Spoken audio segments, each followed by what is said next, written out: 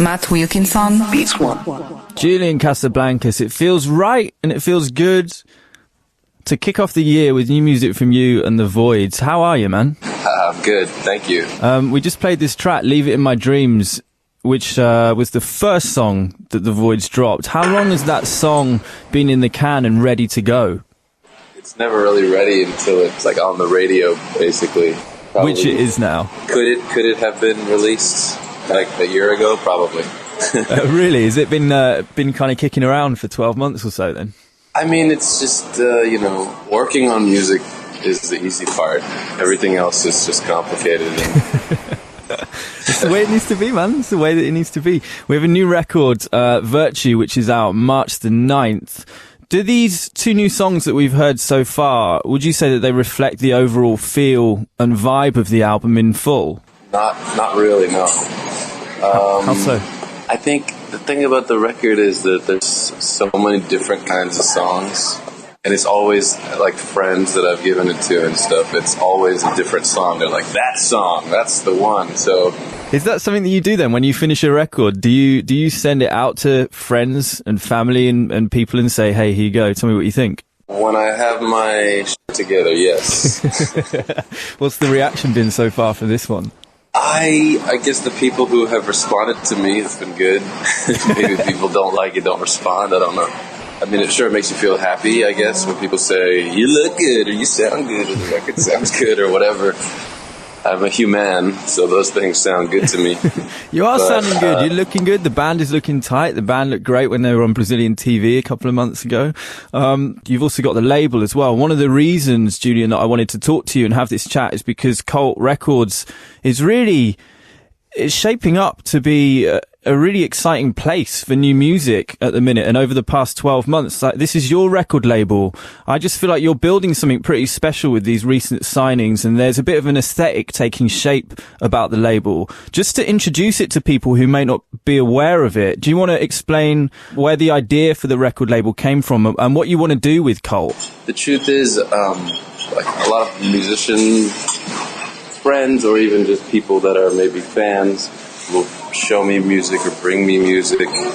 So I feel like so much stuff has come on my lap, like before, like things that were, popular, I suppose, or bigger records. And I just thought that was an opportunity also because they were interested in doing it on the label. And at first I would be like, I would tell people like, it's just kind of starting. I don't want to like mess up your career. That's what I tell people. I'm just like, listen, if you want to, I can guarantee that we'll do something cool together, but if you're looking to sell like 1 million records, maybe this is not the place, because the long-term goal would be to make it successful, and but for now I'm basically focusing on art, music that I think is really good, that I am not in danger of ending careers. That's a great strapline there. I hope I don't break the band. The website, cultrecords.com, there's a lot of political articles on that. There's a lot of new music picks that aren't just things that you've released or are working with, from Cult and beyond. It's a real curated sort of base. Yes, the website is what I wish the world was like, really. Really, there's no alternate political voices. There's no alternate music voices. I mean, they exist, but just relativity-wise and statistically-wise, it's like, 10,000 or 100,000 to 1 in terms of like the mainstream politics or mainstream, to use a benign, like One Direction. Not that they're still a band, but or are they still a band maybe without Zayn or whatever? But who was my favorite? So sad. But seriously, was he like, really your favorite? No. But I don't know. I just remember like I was looking at videos and cool songs and artists and of now, and like the whatever, I don't know, Ariel Pink or Mac DeMarco or Blood Orange or whatever, and then you look at a band like One Direction or pop music and just YouTube views or whatever, and just statistically like 1 billion versus like whatever. Oh, it's a different universe. 100,000. I mean, it just seems like for every like person discovering cool alternative new music, there's about 200 to 300,000 listening to like some scientifically manufactured stuff. That is depressing. It's the way that things have gone, though. You're right. It's motivating, and it's fine in terms of like, hey, you got this label and stuff. I just see it as like such a drop in the ocean that I'm still gonna carry it on. So you're making some pretty inspired decisions when it comes to the acts who you're signing. I kind of want to single out Promised Land, who we played a bunch on the show, and Surfboard as well. You know, I like both of those bands a lot. There's a harder sound to them. It's quite out there in places, and it feels quite different and exciting to me. It sounds like, you know, a direction of music that is exciting. Yeah. Both of those artists, I think they're from New York, right, Julian? Well, Johan is from Australia, but I mean, he's lived here for a long time. I think when people live here long enough, they just become from New York, so I'm going to go with yes. What kind of vibe do you get from the city at the minute? Do you spend much time there? It's still exciting, you know. It's still, you know, it's lost some things for me personally, but it's still, you know, going to be the cultural epicenter. We spoke to Karen O from Yes a couple of weeks ago, and she was saying that when she was featured in that book, Meet Me in the Bathroom, and when it came out and she read about it, it kind of seemed like the New York of 2000, 2001 was a completely different city to what it is now. And it was almost like a snapshot of something that doesn't exist anymore. Is that something that you can relate to? Yeah, I think so. I left for that reason. But I think that it was probably, that was different to someone from 10 years ago. And right now it's amazing to someone who was here growing up, and then in 20 years they might be bummed out by what happens to, you know. Yeah. Queens or the Bronx or whatever. One of the other things that Karen was saying about that book was that she said when it came out, she was worried that she'd given too much information and that it was kind of all laid bare in the book. Now that it has come out and it's had that time to settle, when you look at how much you said in there, do you feel the same sort of thing there, or do you feel happy that you kind of got all that stuff down with Lizzie? To be honest, I think that the book was a little, it was a lot of kind of not insiders, maybe like talking as insiders, and like they didn't interview my wife, who was basically Stroke's co-manager for like 10 years. They didn't even interview her. I'm just not super down with the book. And also even the Ryan Adams thing, I just feel like I'm not aware. I mean, I might have been the one who did it. I just feel like I wouldn't, you know, blame him for anything anyone else did. I'm not into things throwing people under the bus for any reason, or, you know what, man, let people enjoy it. I shouldn't be involved. I don't really care, to be honest. Yeah.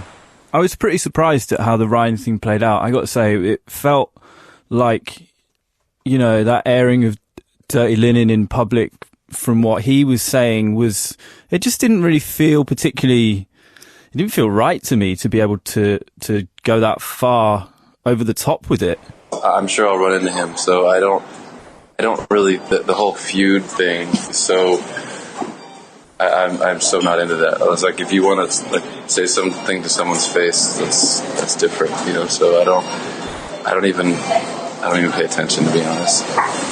So bring it back to the Voidz then. I'm finding it interesting with this band because I've seen a couple of gigs with you guys. I saw you at South by Southwest a while back, and I've seen you play the UK as well. How do you characterize your involvement in that project? You seem, as a bunch of people, very gang-like.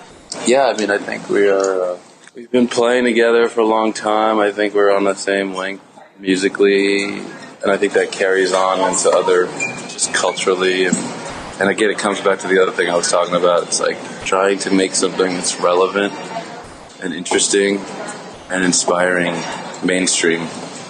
And that's the goal behind Call Records, and that's the goal with the Voidz, you know, just to, because we all like all kinds of, you know, crazy underground music from other countries, and, you know, from like Miles Davis to like Turkish funk to, you know, and again, this is what I assumed when the internet was starting to really kind of take off, and YouTube, and you could just discover all this crazy stuff. I thought, this is where music is going. This is so exciting, and my wildest dreams could never be so fulfilled. And then, lo and behold, it's One Direction with like 1 billion views, and like, you know, you're in the 1%. You're in the 1%, man. I'm there too, and it gets lonely sometimes. Well, I don't know about 1%.